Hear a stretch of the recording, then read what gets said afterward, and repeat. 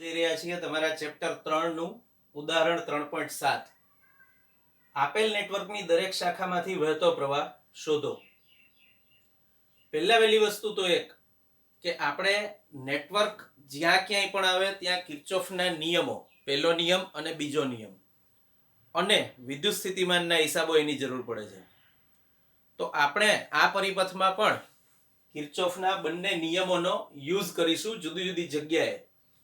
તમને રકમમાં ઓલરેડી બધા પ્રવાહોનું વિતરણ દેખાડેલું જ છે, પણ આપણે એકવાર સમજીશું કે પ્રવાહોનું વિતરણ આવું કેમ થયું।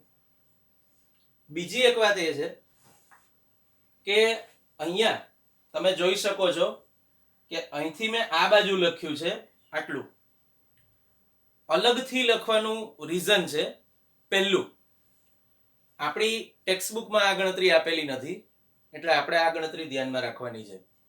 ધારો કે તમને એક્ઝામમાં આ દાખલો પૂછાય તો તમારે ગણતરીનો આ ભાગ દેખાડવો જરૂરી છે। ટેક્સ્ટબુકમાં જે આવે છે એ સીધે સીધું આ રીતે આવે છે, વચ્ચે મેં ખાલી 3 ઇક્વેશન બાકી રાખ્યા છે જે આપણે સમજતા સમજતા લખવાના છે એટલા માટે બાકી છે। હવે આ 3 વસ્તુઓ શોધ્યા પછી 1, 2 અને 3 વસ્તુઓ શોધ્યા પછી આ પાર્ટ પૂરો થશે અને પછી પાછા તમારે અહીંયા આવી જવાનું છે। આ તમારો ફાઇનલ આન્સર છે। તો હવે આપણે દાખલો શરૂ કરીએ।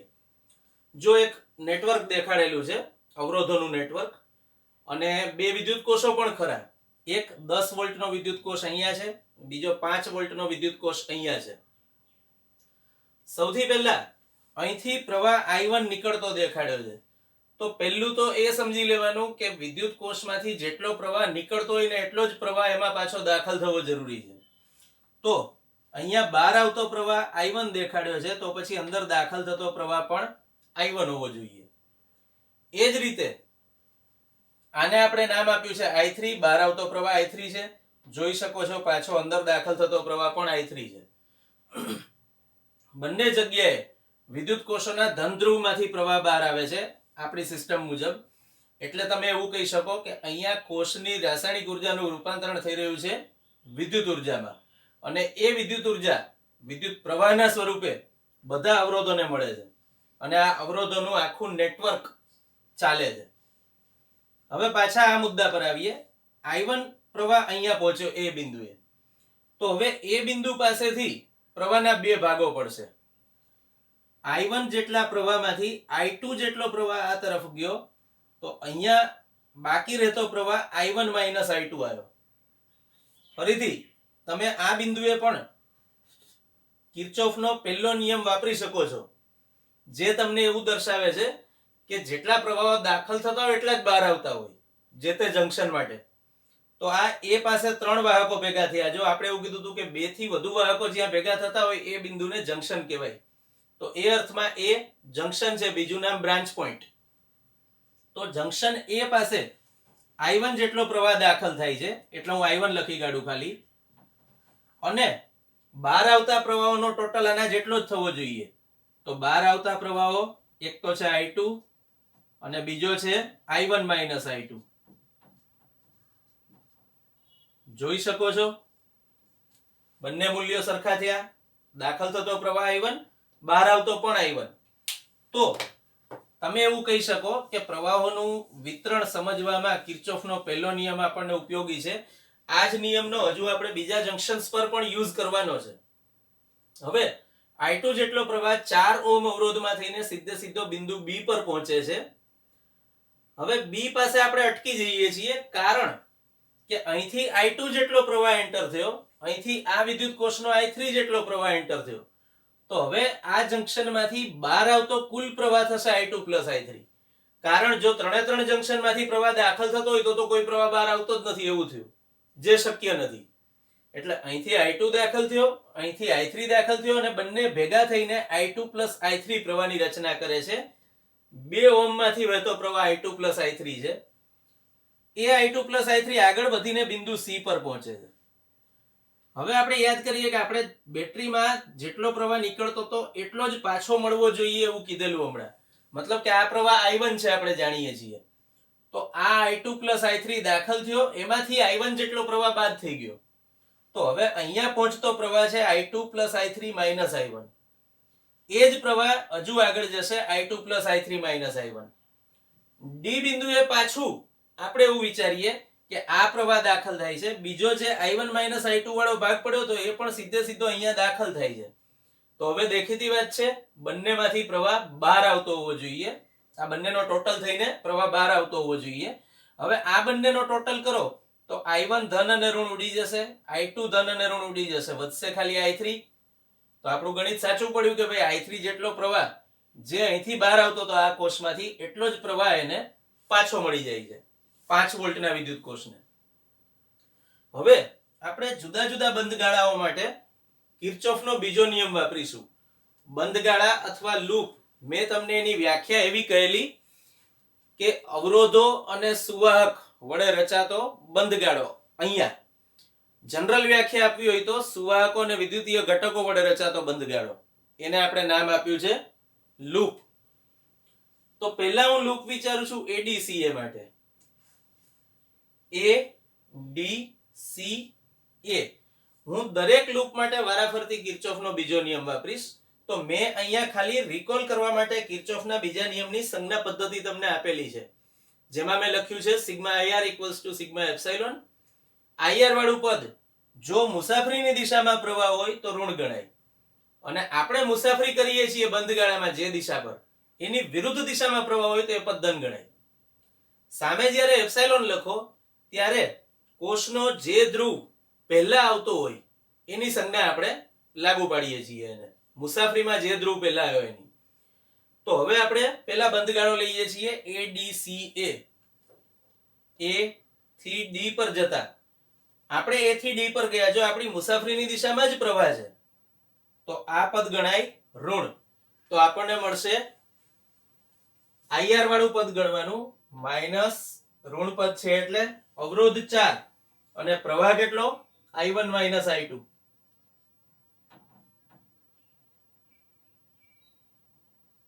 A થી D સુધી પહોંચી ગયા આપણે. હવે D થી જવાનું છે C પર, અને D થી C પર આપણે જઈએ ત્યારે પ્રવાહ આપણને સામે મળે છે. મતલબ કે હવે આ સિસ્ટમ મુજબ આપણું મુસાફરીની વિરુદ્ધ દિશામાં પ્રવાહ હોવાથી આ પદ ધન ગણાશે. એટલે હું અહીંયા લખું છું પ્લસ અવરોધનું મૂલ્ય કેટલું 2 અને પ્રવાહ I2 + I3 - I1.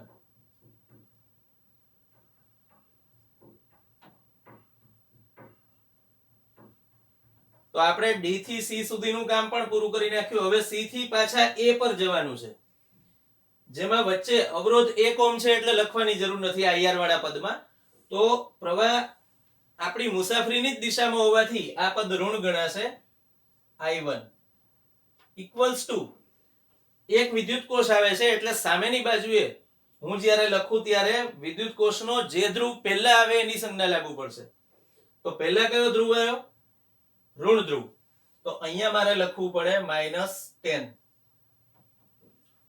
હવે ફરીથી એક સૂચના, તમારે આને સાદું રૂપ આપીને, મતલબ એક એક કૌંસ છોડીને, ધારો કે એમ લખો -4I1 + 4I2 + 2I2 + 2I3 - 2I1 - I1 બરાબર -10. આને સાદું રૂપ આપીને જે મળશે એ મેં ડાયરેક્ટ લખ્યું છે, થોડો જગ્યાનો અભાવ હતો એટલે. તમારે એક્ઝામમાં આ સમીકરણ મેળવવું પડશે. આ બધાને સાદું રૂપ આપશો એટલે આવી જશે. હવે હું જોઈ શકું છું કે પરિપથમાં ટોટલ 3 ચલ છે, I1 I2 અને I3. સમીકરણની રીતે એને ચલ કહેવાય. તો હવે મેથ્સના નિયમ મુજબ મારી જોડે જેટલા ચલો એટલા સમીકરણ હોવા જોઈએ. આપણે લાસ્ટ દાખલામાં પણ વાત થયેલી, પેલો સમઘન નેટવર્ક વાળો ગણ્યો હતો દાખલો ત્યારે. તો આ મારે હજુ બીજા 2 ઇક્વેશનની જરૂર પડશે. તો બીજું ઇક્વેશન લેવા માટે હું લઉં છું બંધગાળો ABCA. આ બંધગાળો ABCA. ફરીથી એકવાર આપણે કિર્ચોફનો બીજો નિયમ વાપરીશું. તો A થી B પર જતી વખતે મુસાફરીની દિશામાં પ્રવાહ છે એટલે પદ ગણાશે ઋણ. અવરોધ 4 અને પ્રવાહ I2. તો મને મળશે -4I2. આપણે A થી B સુધી પહોંચી ગયા. હવે B થી C પર જઈએ ત્યારે પાછું આપણી મુસાફરીની દિશામાં જ પ્રવાહ છે એટલે આ પદ પાછું ઋણ ગણાશે. અવરોધનું મૂલ્ય 2 ઓહ્મ આપેલું છે અને પ્રવાહ છે I2 plus I3.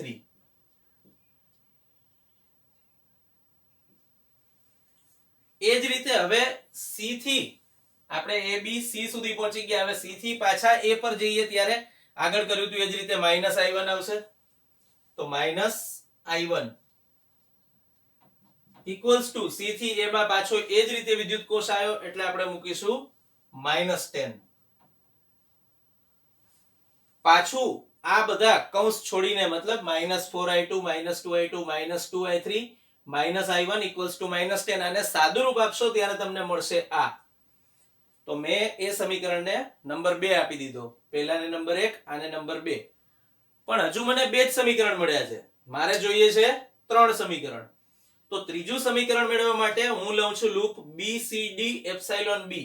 BCD epsilon B. તો હવે જ્યારે B થી C માં જઈએ ત્યારે આપણી મુસાફરીની દિશામાં પ્રવાહ મળે છે એટલે એ પદ આવશે ઋણ. અવરોધ 2 અને પ્રવાહ I2 પ્લસ I3.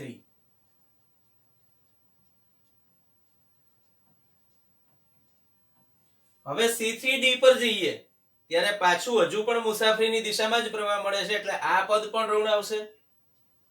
અવરોધ કેટલો 2 અને પ્રવાહ કેટલો I2 plus I3 minus I1.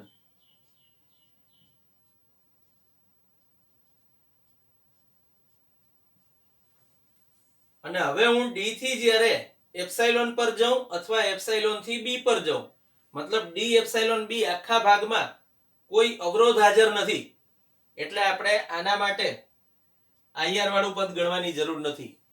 પણ એક બેટરી છે અને મારી મુસાફરી જ્યારે હું અહીંથી શરૂ કરું છું B C D એપ્સિલોન, જો કયો ધ્રુવ પહેલા આવ્યો ઋણ ધ્રુવ એટલે હું લખીશ -5. ફરી એકવાર જ્યારે તમે આને સાદુરૂપ આપશો ત્યારે તમને મળશે 2I1 -4I2 -4I3 -5 જેને મેં નંબર આપી દીધો છે સમીકરણ 3. હવે મેં કીધું એમ તમને ટેક્સ્ટબુકમાં આગળની ગણતરી નથી આપી. આપણે આ બધી ગણતરી લખવાની છે ફરજિયાત, યાદ રાખજો. તો હવે હું આ 3 સમીકરણો ઉકેલવા જઈ રહ્યો છું. પહેલા હું સમીકરણ 1 અને 2 સરખાવી દઉં છું કારણ કે બંનેની કિંમત 10 છે 10. તો મને મળે છે સાદુરૂપ આપ્યા પછી ફરીથી એકવાર તમારે એક્ઝામમાં લખવું પડશે. 1 અને 2 સરખાવતા મેં અહીંયા શોર્ટમાં લખ્યું છે 7I1 6I2 2I3 = I1 6I2 2I3. અને એને જ્યારે તમે સાદુરૂપ આપશો ત્યારે તમને મળશે 2I3 = 3I1 6I2. હવે આને આપણે આ કિંમત જે મળી 2I3 ની એને આપણે મૂકી દઈશું સમીકરણ 1 માં.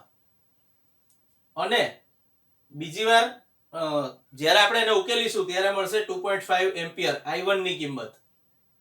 હવે જ્યારે I1 ની આ કિંમત હું સમીકરણ 2 માં અને 3 માં મૂકીશ ત્યારે મને આવા સમીકરણો મળશે. મેં વચ્ચેના સમીકરણો લખ્યા નથી, તમારે લખવા પડશે, એક્ઝામમાં ખાસ મગજમાં રાખજો. તો 6I2 2I3 = 7.5 અને 4I2 4I3 = 10. હવે હું સમીકરણ 6 ને 4 વડે ગુણાવી દઉં, મતલબ આને 4 વડે ગુણાવી દઉં અને સમીકરણ 7 ને 6 વડે ગુણાવી દઉં, મતલબ કે આને 6 વડે ગુણાવું છું તો મને આવા બે સમીકરણો મળશે. હું સંજ્ઞાઓ ઉલટાવી દઉં આ સમીકરણમાં તો આ ધન છે એનું ઋણ, આ ધન છે એનું ઋણ, આ પણ ધન છે એનું ઋણ. તો મને મળ્યું -16I3 = -30. જેને સાદુરૂપ આપવાથી મળશે I3 = 15/8. 15 દુ 30 8 દુ 16 અને -2 થી કેન્સલ. તો મને I3 ની પણ કિંમત મળી ગઈ. હવે I3 ની આ કિંમત સમીકરણ 6 માં મૂકીએ આમાં એટલે 6I2 = 7.5 - 2I3 એમાં હું કિંમત મૂકીશ I3 ની એટલે મને I2 મળી જશે 5/8. અગેન કહું છું મેં અહીંયા વચ્ચેના સમીકરણો નથી લખ્યા, થોડા જગ્યાના અભાવના કારણે. તમારે એ બધા લખવા પડશે. આપણે ગણતરી આખી દેખાડવાની સિસ્ટમ છે. બીજી વાત, મને અનુકૂળ પડી એ રીત લીધી છે 3 સમીકરણોને ઉકેલવા માટે. તમે આ સિવાયની બીજી કોઈ મેથડ તમને એમ લાગે કે આ મેથડ મને વધારે ફાવશે, વધારે કન્વિનિયન્ટ છે, તો તમે બીજી કોઈ મેથડ પણ લઈ શકો છો. મુદ્દો એક છે કે તમારે ગણતરી આખી દેખાડવી પડશે, એમાં કોઈ જ ઓપ્શન નથી. હવે મને i1, i2 અને i3 ત્રણે કિંમતો મળી ગઈ છે. એ ત્રણ કિંમતો મેં અહીંયા લખી છે. i1 બરાબર 2.5 એમ્પિયર, તમે એને 5 એમ્પિયર પણ લખી શકો છો. i2 બરાબર 5/8 એમ્પિયર અને i3 બરાબર 15/8 એમ્પિયર. આ ત્રણ કિંમતો મેં લઈ લીધી. પણ આપણને તો હજુ વિદ્યુત પ્રવાહોની કિંમતો મળી છે બધી. તમને શું પૂછ્યું છે? દરેક શાખામાંથી વહેતો પ્રવાહ કેટલો હશે એ પૂછ્યું છે. તો હવે દરેક શાખામાંથી વહેતા પ્રવાહ માટે હું જે તે શાખા વિચારું. પહેલી શાખા છે એસી, મતલબ આ શાખા આપણે કન્સિડર કરી એ થી સી સુધીની. એમાં વહેતો પ્રવાહ છે i1, જે સીધે સીધું મૂલ્ય આપણે શોધેલું છે એટલે મેં લખી કાઢ્યું 2.5 અથવા 5 એમ્પિયર. પછી બીજી શાખા લીધી એ બી, મતલબ આ શાખા. તો એ બી માં વહેતો પ્રવાહ i2 છે, તો મેં i2 પણ સીધું લખી કાઢ્યું 5/8. અને ત્રીજી લીધી છે બી એપ્સાઇલોન ડી, મતલબ આ આખી સળંગ એક જ શાખા છે, એમાં વહેતો પ્રવાહ સરખો છે એટલે. તો i3 બરાબર 15/8 એમ્પિયર મળ્યું મને, જે આપણે ઓલરેડી શોધેલું છે. હવે એડી બ્રાન્ચ વિશે વાત કરીએ. એડી શાખા. તો એડી શાખા માં વહેતો પ્રવાહ છે i1 i2. તો હું આ બેની બાદબાકી કરી લઉં, i1 i2 એટલે મને સાદુરૂપ આપવાથી મળે 15/8. એ જ રીતે એના પછીની બ્રાન્ચ વિચારીએ છીએ સીડી. તો સીડી માં વહેતો પ્રવાહ એટલે i2 i3 i1. હું i2 i3 કિંમતો લઈને એમાંથી i1 બાદ કરું તો મને ફાઇનલ આન્સર મળે છે 0. તો આ સીડી નો પ્રવાહ શૂન્ય છે, સીડી માં વહેતો પ્રવાહ શૂન્ય છે. અને છેલ્લે વધેલી બ્રાન્ચ બી થી સી એટલે કે બીસી, એમાં વહેતો પ્રવાહ છે i2 i3. તો i2 i3 માં પાછી આ બે કિંમતો લઈ લઈએ. 5/8 15/8 20/8 એટલે 2.5 એમ્પિયર. તો આપણને બધી જ શાખાઓમાં વહેતા પ્રવાહો મળી ગયા. અહીંયા ખાસ ધ્યાનમાં રાખવાનું, કોઈ પણ એક શાખા ચૂકી ન જવાય. હું અહીંયા ટીક માર્ક કરતો જતો તો તમે બધી શાખાઓ જ્યારે લખતા જાઓ ત્યારે એકવાર ચેક કરી લેવાનું કે કોઈ શાખા રહી નથી જતી ને લખવાની, નહીતર બની શકે કે આપણે એના માર્ક્સ કપાય. બીજી વાત, દાખલો અહીં સુધી ગણીને અટકી નહીં જવાનું ઉતાવળમાં કે હા ભાઈ આપણને પ્રવાહો શોધવાના કીધા, તો પ્રવાહો તો આપણે શોધી લીધા. તો દાખલો પૂરો થઈ ગયો એવો અર્થ નથી, મગજમાં રાખજો. દાખલો ક્યારે પૂરો થશે? જ્યારે તમે દરેક શાખામાંથી વહેતા પ્રવાહો શોધશો. અને લાસ્ટ અને ફાઇનલ ઇન્સ્ટ્રક્શન, કિર્ચોફના નિયમોનો જે કોઈ દાખલાઓમાં ઉપયોગ થતો હોય ત્યાં બને ત્યાં સુધી એવો પ્રયત્ન કરવો કે આપણે થોડી વધારે પ્રેક્ટિસ કરીએ. પ્રેક્ટિસ નહીં કરો ત્યાં સુધી કિર્ચોફના નિયમો અને વિદ્યુત પ્રવાહનું વિતરણ જે તે પરિપથમાં એ સમજવામાં પૂરેપૂરી તકલીફ થઈ શકે છે. એટલે આપણે એક ખાસ ગણતરીમાં રાખીશું કે તમારે જ્યારે પણ કોઈ પણ દાખલાની ગણતરી કરવાની આવે ત્યારે આ મુદ્દો ધ્યાનમાં રહે. હવે આપણે જોવા જઈ રહ્યા છીએ તમારા ચેપ્ટરનો ટોપિક 3.14 વિટસ્ટન બ્રિજ. વિટસ્ટન બ્રિજ અથવા વિસ્ટન બ્રિજ બીજી રીતે કહીએ તો એક એવો પરિપથ છે જે અવરોધોનું માપન કરવા માટે વપરાય છે. આમ તો એવું કહી શકો કે અવરોધોના માપન માટેની એક વ્યવહારિક પદ્ધતિ એટલે વિટસ્ટન બ્રિજ. જો આપણે વિદ્યુત પ્રવાહ શોધવા માટે બે વસ્તુ બનાવી, એક તો એની હાજરી જાણવા માટે આપણે બનાવ્યું ગેલ્વેનોમીટર, અને બીજું કે ગેલ્વેનોમીટરમાં થોડાક ચેન્જીસ કરીને તમે એમાંથી પ્રવાહનું માપન કરતું મીટર બનાવી શકો. પહેલામાં ખાલી હાજરી જ જાણવા મળતી હતી, પણ હવે તમે પ્રવાહનું માપન પણ કરી શકો છો. એ મીટરને આપણે નામ આપ્યું એમ્પિયર મીટર. પ્રવાહનો એક એકમ એમ્પિયર છે એટલે આપણે એને એમ્પિયર મીટર નામ આપ્યું, શોર્ટમાં એમીટર. વોલ્ટેજ ધારો કે માપવું હોય, તમારે કોઈ બે છેડા વચ્ચેનો વોલ્ટેજ કેટલો છે તો એ માપવા માટે આપણે બનાવ્યું વોલ્ટમીટર. અને અવરોધના માપન માટે આપણે જુદા જુદા પરિપથો અહીંયા યુઝ કરીશું. જેમ કે એક પરિપથ છે વિટસ્ટન બ્રિજ પરિપથ. તમે આગળ ભણશો વિટસ્ટન બ્રિજનું વ્યવહારિક સ્વરૂપ મીટર બ્રિજ પરિપથ. જો કે હવે ટેકનોલોજીની પ્રગતિ થાય એમ ધીમે ધીમે જુદા જુદા માપનો એક જ ડિવાઇસ વડે થઈ શકે જેને આપણે મલ્ટીમીટર કહીએ છીએ. મલ્ટી એટલે ઘણું બધું, મીટર મતલબ મલ્ટીમીટર મતલબ ઘણી બધી વસ્તુઓનું માપન કરી શકે છે. કદાચ એવું જોયું હોય કે આપણા ઘેર કોક દાડો ઇલેક્ટ્રિશિયન આવ્યો હોય તો ઇલેક્ટ્રિશિયન જોડે એક મીટર હોય છે કેલ્ક્યુલેટરની સાઇઝનું લગભગ, પણ કેલ્ક્યુલેટર કરતાં થોડું જાડું, અને એની અંદર 2 પિન આપેલી હોય. એ 2 પિન જ્યાં ત્યાં પરિપથમાં જે તે બિંદુએ અડાડવાથી એને અવરોધનું માપન પણ કરી શકાય છે, વોલ્ટેજનું પણ કરી શકાય છે અને પ્રવાહનું પણ કરી શકાય છે. એ જ કારણથી આપણે એ સાધનને નામ આપ્યું છે મલ્ટીમીટર. હવે વ્હિટસ્ટન બ્રિજ પરિપથ વિશે થોડી પ્રાઇમરી માહિતી મેળવી લઈએ. પહેલા તો જોઈ શકો છો કે એક એપ્સાઇલોન EMF વાળી બેટરી વડે સપ્લાય મળી રહ્યો છે. I જેટલો પ્રવાહ નીકળે છે, જેના એ બિંદુ પાસેથી 2 ભાગ પડે છે, I1 અને I2. હવે I1 અહીંયા પહોંચે છે, I2 અહીંયા પહોંચે છે, પણ આ બ્રાન્ચમાં કોઈ પ્રવાહ નથી. જ્યાં ગેલ્વેનોમીટર જોડ્યું છે એ બ્રાન્ચમાં કોઈ પ્રવાહ વહેતો નથી. આને કહેવામાં આવે છે Ig બરાબર 0 થાય ત્યારે જે મળે એને વ્હિટસ્ટન બ્રિજની સંતુલિત સ્થિતિ.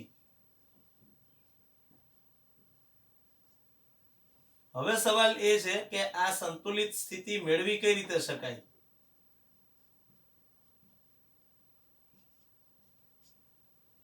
જુઓ, આ ચારને આપણે નામ આપ્યું છે ગેલ્વેનોમીટરની 4 ભુજાઓ. આ I1 જેટલો પ્રવાહ જ અહીંયા પહોંચે છે, પણ અહીંયા હું એને નામ આપું છું I3 કારણ કે અવરોધ R3 માંથી પસાર થાય છે. એ જ રીતે આ I2 જેટલો જ પ્રવાહ સીધો અહીં પહોંચે છે I4 કારણ કે R4 માંથી પસાર થાય. તો પહેલા તો એક સમજવાનું કે આ અવરોધ જ્ઞાત છે.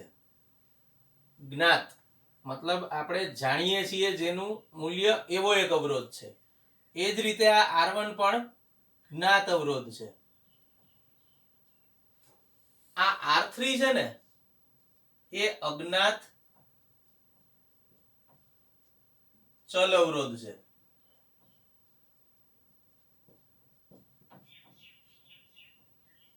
અને આપણે એને ચેન્જ કરતા જઈએ છીએ એટલે જ્ઞાત ચલ અવરોધ કહી શકીએ, વધુ સારી રીતે કન્ફ્યુઝન ના થાય એના માટે. આ ચોથો અવરોધ છે ને એ અજ્ઞાત છે. તો પહેલા તો વ્હિટસ્ટન બ્રિજ પરિપથ આ રીતે રચાય છે. લાસ્ટ 2 વસ્તુઓ રહી વ્હિટસ્ટન બ્રિજ પરિપથની ભુજાઓ. ધારો કે હું CD ભુજાની વાત કરું તો CD ને આપણે નામ આપ્યું છે પ્રમાણિત ભુજા. એવું નામ કેમ આપ્યું છે હમણાં આપણે જ્યારે એનું કાર્ય પદ્ધતિ લઈએ ત્યારે ક્લિયર થશે. પ્રમાણિત ભુજા. એ જ રીતે AC ને આપણે નામ આપ્યું છે બેટરી ભુજા કારણ કે એમાં બેટરી રહેલી છે. આ ચારના નામ છે અવરોધ ભુજાઓ. અને BD ને આપણે નામ આપ્યું છે ગેલ્વેનોમીટર ભુજા કારણ કે એમાં ગેલ્વેનોમીટર જોડાયેલું છે.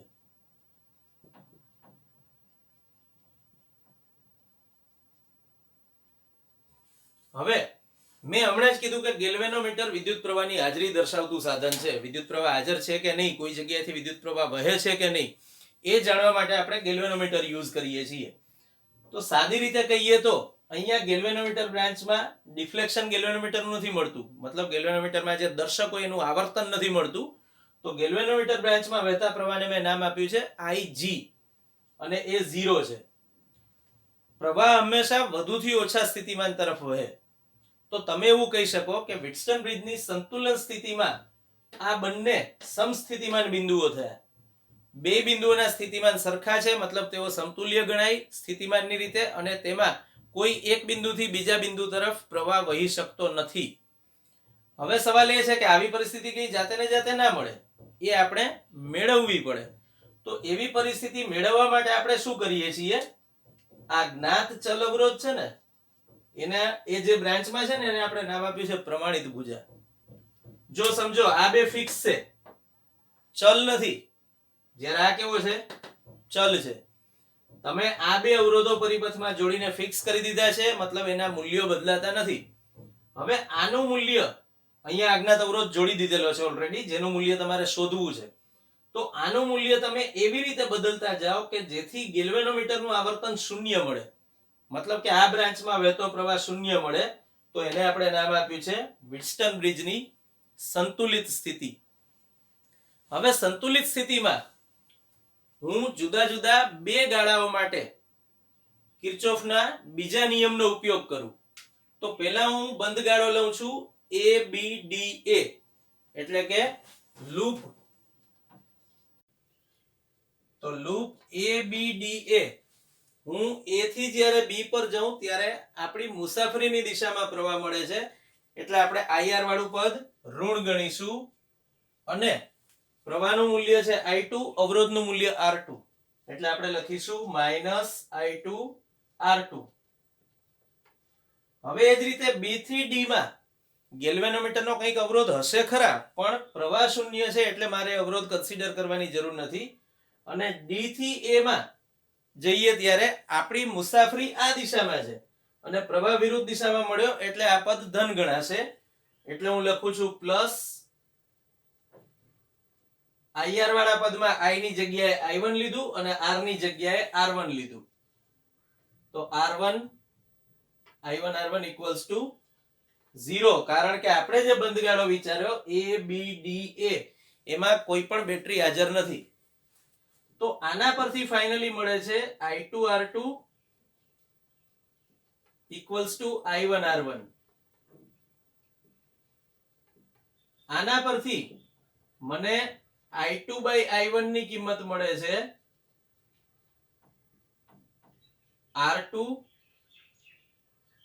R1 by R2. આને કહી દો સમીકરણ 1. હવે હું બીજો બંધગાળો વિચારું છું. બીજો બંધગાળો છે B D C B અથવા B C D B, જે ગણો એ. તો લૂપ BCDB માટે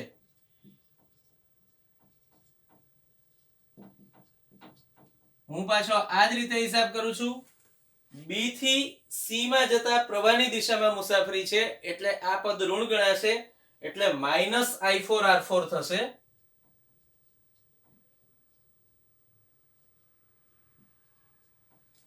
C થી D માં જઈએ ત્યારે આપણી મુસાફરી આ દિશામાં અને પ્રવાહ આપણને સામે મળે છે, એટલે કે વિરુદ્ધ દિશામાં છે. તો I3 R3 વાળું પદ ધન ગણાશે, plus I3 R3 equals to સામે EMF નો સરવાળો લખવાનો છે, જે ફરીથી એકવાર થશે 0, કારણ કે આપણે વિચારેલા બંધ ગાળા B C D B માં એક પણ બેટરી, એક પણ વિદ્યુત કોષ હાજર નથી. તો આના પરથી મળશે I4 R4 equals to I3 R3. હવે અહીંયા જોઈ શકો છો કે I2 જ I4 છે, તો હું સમીકરણ એવી રીતે મેળવીશ કે જેથી I4 અંશમાં રહે. તો I4 by I3 બરાબર R3 by R4 આવું મળશે. પરંતુ મેં કીધું એમ I4 એટલે I2 જોઈ શકો છો પરિપથમાં, I2 છે એ જ I4 છે અને I1 છે એ જ I3 છે. તો I4 બરાબર અહીંયા લીધું એ રીતે I2 તથા I3 બરાબર I1 લેતા શું મળે? I2 by I1 equals to R3 by R4. આને કહી દો સમીકરણ 2. તો હવે હું એવું કહી શકું છું કે સમીકરણ 1 અને 2 બંને I2 by I1 ની જ કિંમતો છે. તો મને મળશે 1 અને 2 ની સરખામણી કરવાથી R1 by R2 equals to R3 by R4.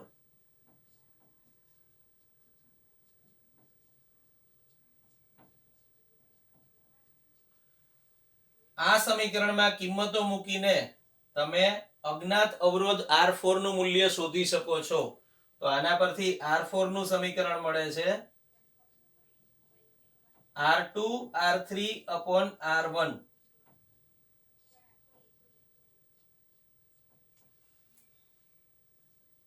R2 R3 અને R1 ત્રણે ત્રણ જ્ઞાત અવરોધો હોવાથી તમે આ સમીકરણ પરથી અજ્ઞાત અવરોધ R4 નું મૂલ્ય શોધી શકો છો. તો આ છે વિસ્ટન બ્રિજ પરિપથ. ફરીથી એકવાર આપણે ખાલી એટલું જ યાદ રાખવાનું છે કે બે ગાળા લેવાના છે. તમે અહીંયા મૂલ્ય I2/I1 લખો છો, I1/I2 લખો છો, કંઈ ફરક નથી પડતો. જો અહીંયા I1/I2 હશે તો અહીંયા પણ I3/I4 જ આવવાનું છે, એટલે ફાઇનલ સિસ્ટમ એની એ રહેશે.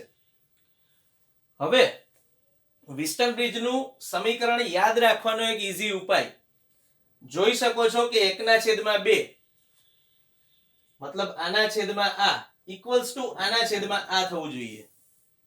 તમે આને એવું પણ કહી શકો કે આના છેદમાં આ બરાબર આના છેદમાં આ થવું જોઈએ, મતલબ R2/R4 ઇક્વલ્સ ટુ R1/R3 થવું જોઈએ. થાય છે જો R2/R4 ઇક્વલ્સ ટુ R1/R3. તો તમે વિસ્ટન બ્રિજ પરિપથ એકવાર સમજી લીધા પછી સમીકરણ કોઈ બી રીતે લખો, કોઈ ફરક પડતો નથી.